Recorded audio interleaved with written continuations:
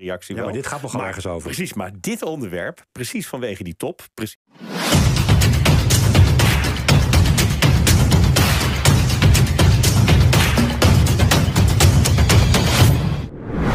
Langsung di-spill media Belanda, oleh Romeni dan 3 pemain Grade A siap bantu Indonesia balaskan dendam. Yah, bulan Oktober menjadi bulan sial bagi skuad timnas Indonesia. Bagaimana tidak kemenangan yang di depan mata harus dirampas oleh timnas Bahrain, lalu saat di atas kertas melawan tim yang bisa kita kalahkan, justru timnas Indonesia harus menelan kekalahan. Saya rasa saat ini kita boleh mengkritik Sintayong, namun jangan sampai keterlaluan, di mana dirinya dinilai sangat ceroboh dengan merotasi pemain inti, dan hal itulah yang menjadi penyebab timnas kehilangan cukup banyak poin di bulan ini. Namun harus bagaimana lagi, kejadian yang sudah harus segera dilupakan, karena kita kan masih punya 6 pertandingan lagi, dan yang paling realistis untuk saat ini, yakni mengamankan peringkat ketiga ataupun 4, dan untuk mencapai tujuan itu jelas PSSI harus segera mempercepat proses pemain-pemain yang menjadi incaran saat ini, mulai dari Ole Romeni, Mauro Zylstra, Jairo Reduweld, hingga yang sudah paling dekat yakni Kevin Dijk, dan kedekatan 4 pemain di atas sejatinya sudah di-spill duluan oleh media asal Belanda, Football Premier.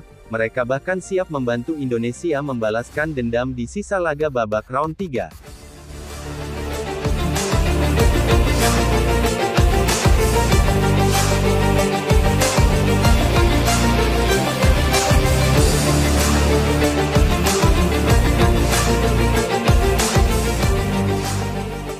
Bukan rahasia lagi jika PSSI dan pelatih timnas Indonesia Sintayong, saat ini tengah berupaya untuk memperkuat sektor lini serang. Seperti kita tahu di round kedua yang lalu, sektor lini serang kita masih dinilai kurang efektif. Kita belum memiliki bumber mematikan nomor 9 yang haus akan gol. Bahkan dalam 4 pertandingan di round 3 ini, efektivitas lini serang timnas benar-benar sangat kurang. Meski punya pemain belakang yang berkualitas, seperti Marten Pas, Bang J, Kelvin Fernong, hingga Michel Hers, serta pemain tengah macam Ivar Jenner, Tom Hei, hingga Nathan Chuan. Meski di lini depan kita punya Rafael Strijk dan Ragnar Oratmangun, namun keduanya adalah pemain sayap, bukan sosok striker murni yang selama ini Sintayong cari. Maka dari itu di sisa laga babak round 3 ini nama-nama seperti Mauro Zylstra dan Ole Romani, kembali mencuat untuk segera diproses PSSI, guna bisa membantu timnas Indonesia bersaing dengan tim-tim unggulan seperti layaknya para pemain dari timnas Jepang, Arab, hingga Australia.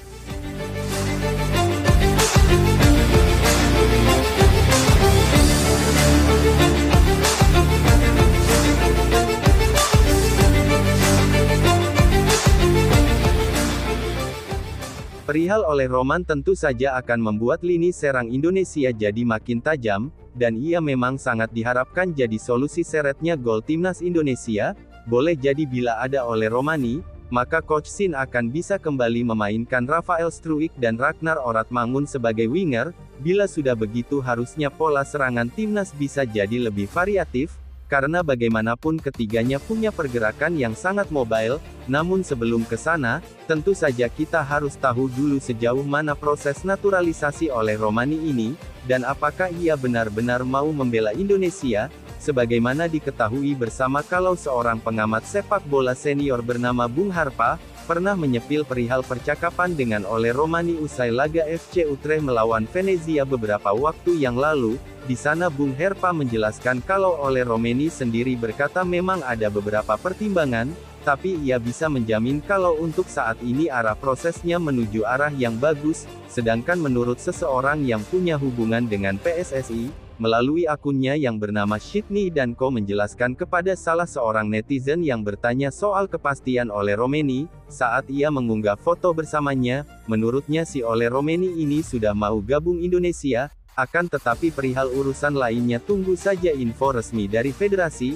Intinya si Ole ini sudah tahu banyak soal Indonesia, dan ia pun juga sudah follow-followan sama Pak Erik, jadi tinggal tunggu waktu saja kejutan hasil mode senyap dari PSSI.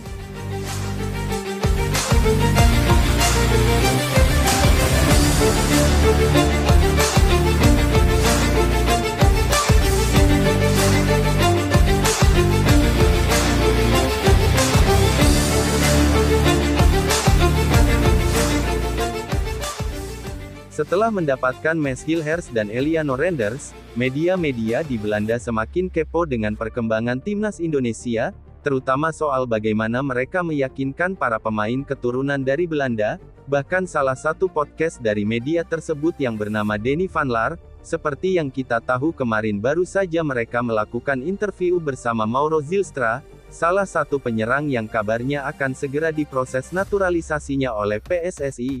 Dalam podcast tersebut masih ada nama-nama pemain yang kabarnya akan segera bertemu dengan Pak Erik, yang mana mereka adalah Hairo Retwal, Kevin Dick, Romani, Pasca Strike, dan Delano Ladan. Tentu saja hal itu sangat disambut positif oleh publik tanah air, sebab bagaimanapun mereka semua adalah nama-nama yang memang selama ini santer dikaitkan dengan Indonesia, dan memang sampai sejauh ini PSSI masih terus berupaya untuk hal itu.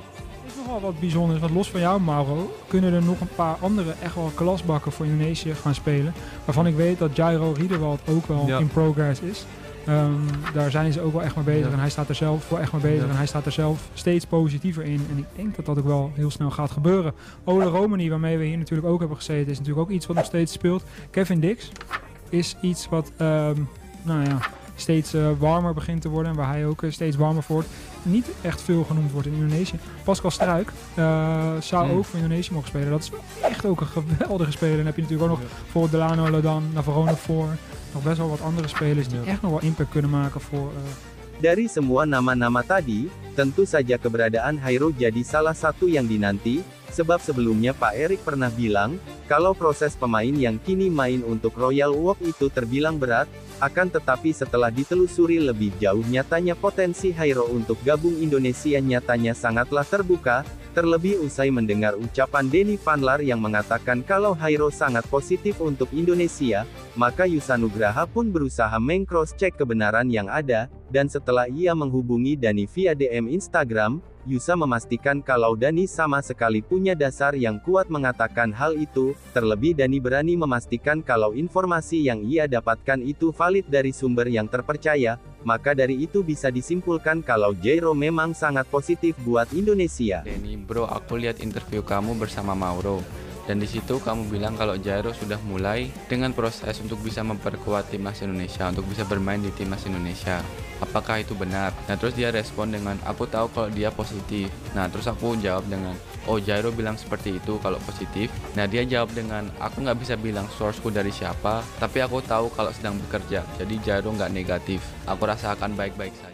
Jika semua berjalan sesuai rencana, maka bukan hal mustahil jika Indonesia bisa membalaskan dendamnya saat hasil kurang memuaskan di bulan Oktober ini, terutama saat melawan Bahrain dan timnas Cina. Mereka jelas kini mengincar poin penuh saat menjamu kedua tim itu di GBK nanti, apalagi pertandingan melawan Bahrain dan Cina masih tahun depan, jadi masih ada waktu banyak bagi PSSI untuk melobi-lobi, dan meyakinkan para pemain di atas melakukan sumpah WNI, dan jika masih ingin memiliki harapan untuk bermain di Piala Dunia, maka PSSI harus segera gerak cepat untuk menambah kekuatan timnas Indonesia, paling tidak Mauro Zylstra atau Ole Romani bisa segera gabung agar kekuatan timnas makin kuat.